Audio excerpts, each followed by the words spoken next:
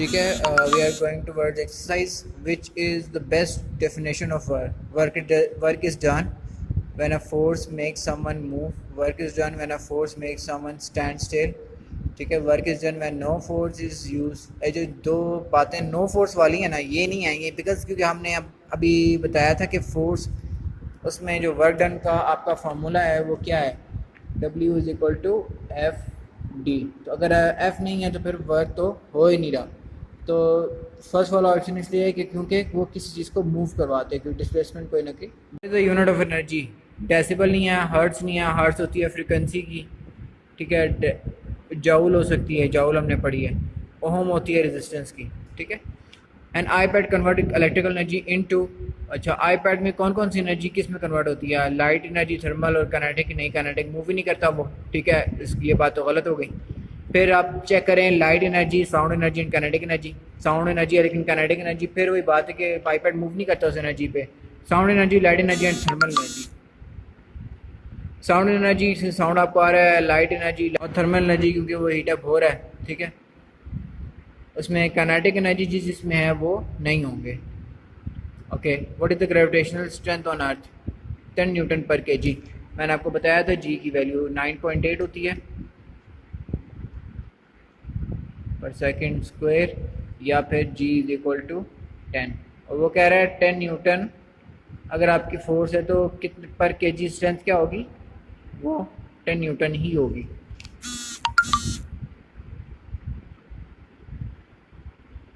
में the kinetic energy of an object depend on mass only, speed only, mass and speed.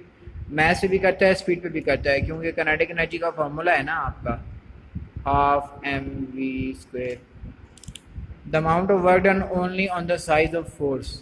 Amount of work done सिर्फ force के ऊपर होता है।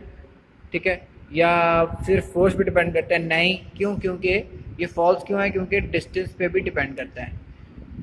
Okay, no energy is use when the work is done. Energy तो use होती है, लेकिन वो हमने जो law of conservation of energy पढ़ा था उसमें हमने ये कहा था कि एनर्जी क्रिएट भी नहीं हो सकती और डिस्ट्रॉय भी नहीं हो सकती। सो एनर्जी यूज़ होती है यूज़, लेकिन क्या है कि एनर्जी की फॉर्म चेंज हो जाती है, वो डिस्ट्रॉय नहीं होती, यूज़ नहीं होती है। अब बात समझिए यहाँ पे यूज़ का क्या मीनिंग है। The units of work energy are same. ठीक है, वो तो हमें पता है क्योंकि एनर्जी होगी तो वर्क होगा, हमने बताया था पहले ही। And energy change is one when one type of energy is converted to another. ठीक है, वो भी करेक्ट है। Any object lifted above the ground has gravitational potential energy. वो एक ऑब्जेक्ट को एक हाइट से फेंकते हैं तो वो ग्राउंड को हिट करने के बाद उसमें ग्रेविटेशनल पोटेंशियल एनर्जी आ जाती है। लेकिन अगर वो ग्रेविटी के अगेंस्ट हम लेके जा रहे हैं ऊपर, तो उसमें क्या होगा कि उसमें नेगेटिव ग्रेविटेशनल पोटेंशियल एनर्जी होगी। ठीक है, सिर्फ डायरेक्शन की वजह से नेगेटिव हो जाएगी। फिर आप लोगों ने ये अमाउंट्स ऑफ एनर्जी कन्वर्ट करनी है जाउल्स में। किलो को मैंने बताया था 10 की पावर 3 होता है, मेगा मैंने 10 की पावर 6 बताया था। ठीक है, तो ये एनर्जीज कन्वर्टेड हुई हुई हैं। यहाँ से आगे